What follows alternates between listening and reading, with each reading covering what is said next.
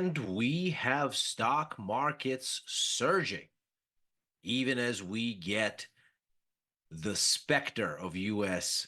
inflation data hanging in front of us here. Welcome. This is Macro Money. I'm Ilyas Spivak, head of global macro here at tastylive. And we find ourselves in a critical moment here, really across financial markets. This is going to be a very important 24-hour period here in the coming days.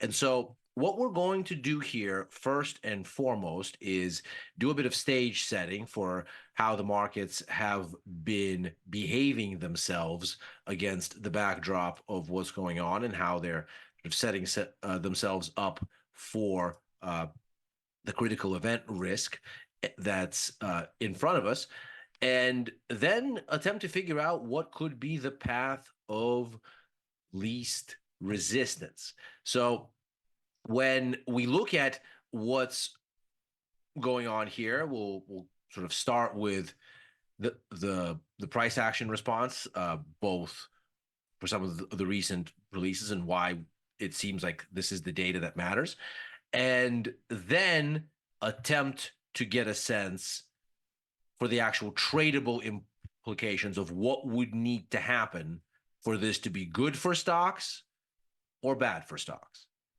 And so we start here with the key reports that have been the catalysts for movement here in recent days. And of course, Friday's University of Michigan consumer confidence number was one. Today's PPI number was another.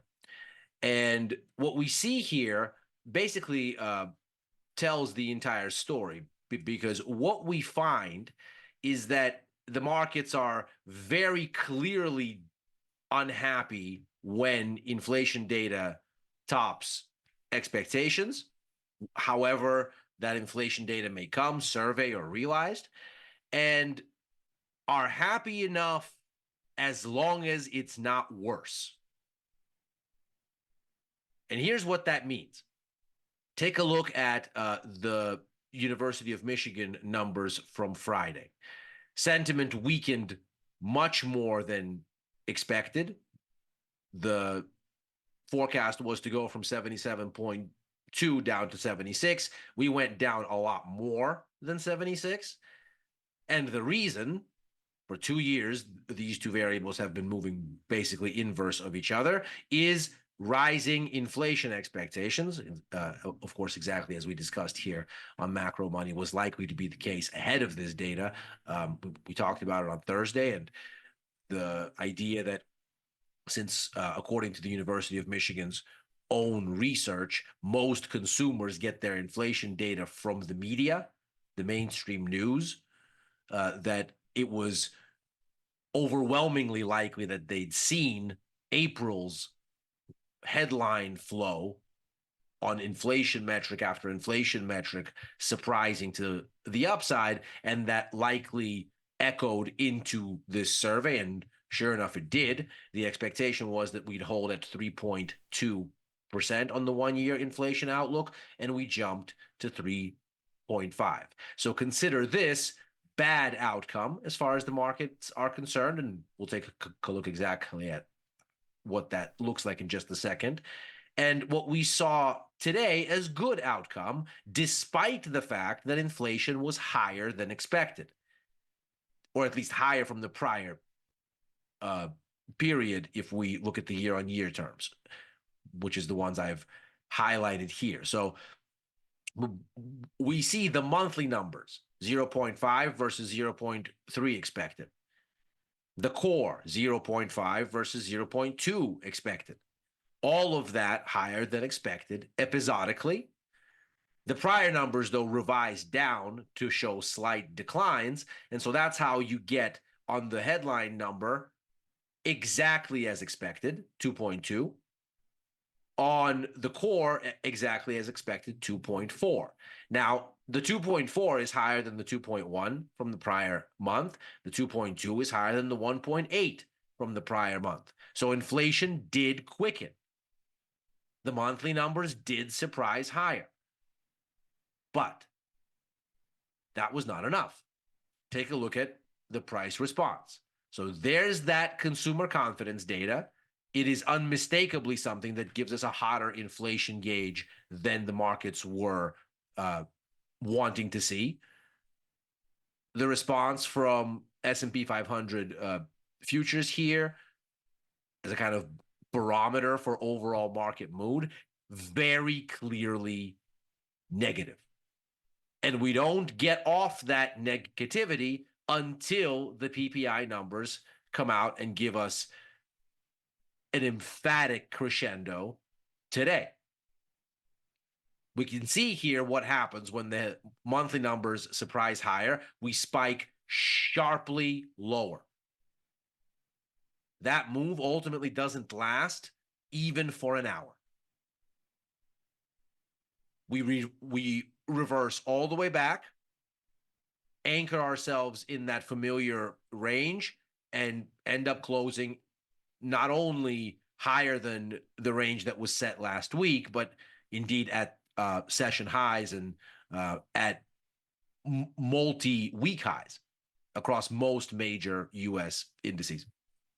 So with that, we clearly see the extent to which the market is prepared to shrug off anything that isn't unmistakably higher inflation. And that essentially rests on what we're looking at here. So we can see the extent to which Fed policy expectations, and of course inflation is the critical input into those expectations, the extent to which that they're the driving force behind risk sentiment. So last year, fourth quarter, we start to build out rate cuts. The gray bars start coming down. We start to get into expectations of as many as 6 cuts, 1.6% almost here.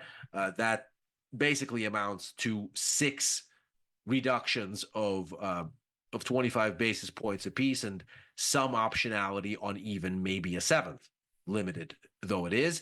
And we can see that markets cheer this. As this turns, this turns. As this stalls, this stalls. When the Fed sets their baseline for this and says we expect to cut rates 3 times this year, the market goes, well, we're on the dovish side of that. Good, risk on. The Fed's going to have to come our way. Because, of course, they think that. Otherwise, that would not be what is priced in. Markets keep rallying. Where they stop is where you narrow in on the Fed and the markets being aligned, and then you move lower as the market gets more hawkish than the Fed. And what we see here is that we benchmarked where we currently are essentially by the end of April here, give or take. We haven't really moved on this since then, suggesting the markets have now basically baked in this much. And we've returned back to the point of the break. Now, what is this much? 36 basis points being baked in here. That amounts to 125 basis point reduction being in the outlook and about a 50-50 shot, a little bit less, about 45% shot of a second cut. And so as we look at what comes next, it seems like as long as the data doesn't disrupt this, markets can potentially take it in stride. And that's how one might explain the response to CPI today. It ultimately ends up being nothing that the market is upset about in a lasting way, because what it doesn't do is change this state of affairs. The new sort of normal on Fed policy odds remains. The next time that the Fed meets, which is going to be in June, where it's going to revise that green line, as long as it revises it to anything other than 0 cuts, the damage seems to be done. The difference would be if incoming US inflation data suggests a more significant higher for longer pathway than what's already there. So if instead of having one cut and about half of one, we went to, let's say, worrying that that first cut may not even happen.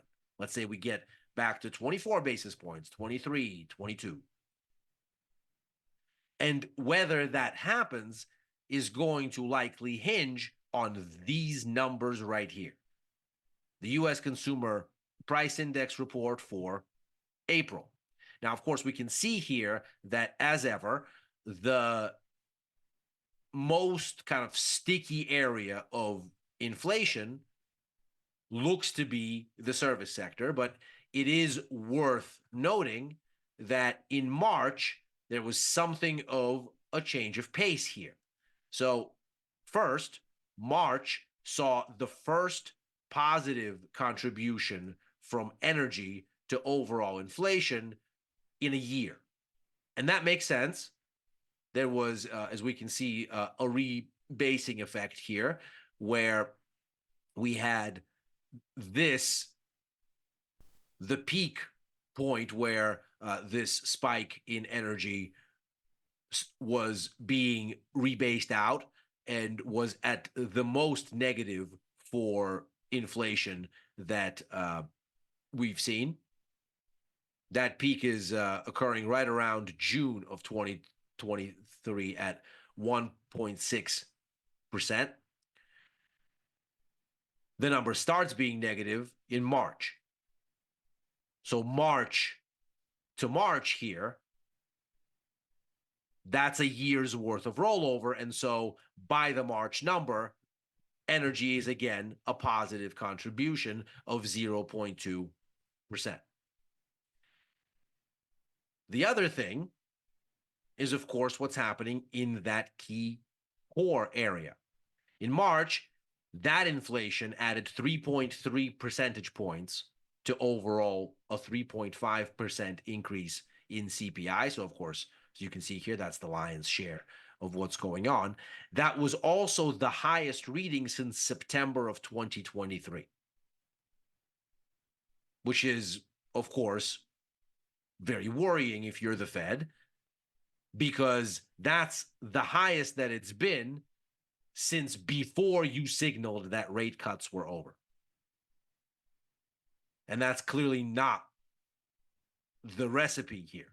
That's not what you want to see. So, what's expected? We're looking to come in on headline from 3.5, which was a 6-month high, down to 3.4. And on the core, we're looking to come into 3.6. Now, that would be the lowest since April of 2021. So that would be a 3-year low. And if that were to happen, then of course the Fed can breathe a very heavy sigh of relief and say, good, disinflation in the area we care about has restarted. So, how might we go here? Well, we can see here that for the headline, we are looking at what is probably still scope for a bit of an upside surprise. The headline has been following crude oil and that rebasing effort with about a 1-month lag. And we can see here that we've already baked in much of this most recent rise. There it is. We still have about a month left. So the March rise in crude oil hasn't yet shown up in the April CPI data. That would be this report. And so there is a bit of a skew to the top side, perhaps, as that continues. Now, we know that's going to fall off a little bit later, but there's some risk to the upside figure. But that's the headline. And the Fed has made a good deal of noise about saying, we don't care very much about the headline. And of course they don't. It's all about the service sector here. If this can continue, then the Fed is on course to get where it needs to go. If this disinflates, then a bit more energy inflation is hardly the biggest concern here, especially since we know that in the subsequent months, that's likely to get somewhat weakened again. So the possibility that you get something of a higher headline number, even if it comes, is probably not the most dangerous thing for stock markets. If we look at where the main forecasts for this are, this is the Cleveland Fed's model, the sort of benchmark model for how this might evolve. What you see here is indeed this kind of divergence where the green line, the Cleveland Fed's core inflation forecast, continues to head lower, whereas the CPI forecast is actually pointed higher. So we're expecting to be higher in April. We're expecting to be higher in May. Not terribly higher, but the headline looks like it's still seen marching upward. And so really the key question here then becomes, okay, if the Fed is going to get the progress that they want on the metric that they want, is it so bad? Should the markets be so scared that the headline is higher? Well, that remains to be seen. And of course, degree of upside surprise is probably critical here. But it seems to really all hinge on that core number. If we are going to see that service sector disinflation has resumed, then I think the markets might well reckon that the Fed's posture is right, that they are still on course to deliver that one, maybe two cuts, and take solace in that.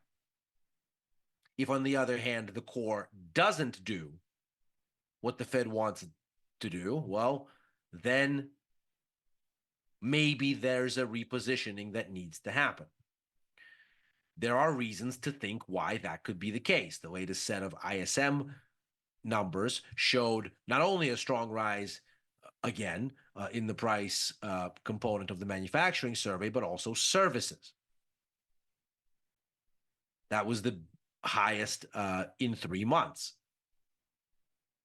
And that, of course, raises double concerns because it was up while the growth components of ISM, new orders, employment, the overall economic activity indexes, all of them looked worse. In fact, all of them looked scary, especially the service side, which slipped into contraction. But the price components all were pointing higher. And so there is certainly risk, especially sort of looking at what we just saw in March and looking at this number, that we are getting to a place where that core services component doesn't want to play ball. And if that means that we get a hotter core CPI number and Fed policy odds adjust such that maybe the markets aren't even sure in one cut, I don't think a hike is really anything anybody is seriously speculating about at this point. All the protesting from the Fed about that kind of an outcome has been ostensibly received, but the possibility that maybe the Fed can't cut this year, that's still a live risk. And this ISM data suggests maybe that's exactly the trajectory where we're heading. Now, if we look at this most critical part of it, in the light blue color there, you have the ISM Services price index. You can see that it tends to lead CPI, and for that matter, the Fed's favored PCE inflation gauge by about 2 months or so. And so what we see is that indeed there has been something of a pop. There is scope for prices to jostle, but it doesn't appear as though what we're seeing is a potent acceleration in service sector inflation. Rather, it looks like it's anchoring. And indeed, both inflation measures appear to be anchoring. But they don't as yet look like inflation is gaining steam. In fact, if we were to get really kind of granular about looking at this, and that's probably not the way to look at it because we can see the ISM number jumps around quite a bit when it comes to its relationship to CPI and PCE. It's really more about the peaks where you get the synergy, but you can see that there's quite a bit of jumping around here over the sort of smoother pathway for PCE and CPI, but it does look like there is room to maybe swing down and then up into a range rather than the other way around. Now, ultimately, whether you do that or you don't seems less critical. What seems more critical is that the markets might look at this and say, well, yes, maybe the service sector is getting a little warmer, but the overall situation isn't getting to a place that's discernibly worse. This is not something the Fed needs to worry about in a major way. That kind of an assertion would be challenged if core inflation, let's say rather than 3.6%, came in at 3.7, 3.8. And of course, higher. But unless that happens, the baseline Fed outlook likely holds. And if that's the case, then there seems relatively little here that has the potency to really move this off its square. And that might very well be a bullish set of ingredients for stock markets. Now, it's also a bearish set of ingredients for the US dollar. We can see here that as rate cuts have been diminishing, the dollar has been gradually working its way higher. It is now essentially on the deciding line. This will be the make or break moment. If we go lower from here, then we overturn this series of higher highs and higher lows, and the trend changes. And so not only might we get a breakout or the confirmed continuation on stocks, whichever way inflation data goes, but also the dollar. If core inflation is going to surprise on the upside, we likely get a situation where the dollar resumes the uptrend and stocks slip. If core inflation doesn't, even if headline does, we might well be in a place where stocks have room to go and the dollar is turning downward against nearly every one of its major counterparts. And that is macro money for today.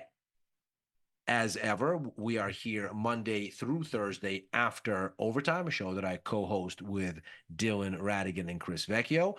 There'll be a bit of a scheduling change for tomorrow. The show is off tomorrow, but we will return as usual on Thursday.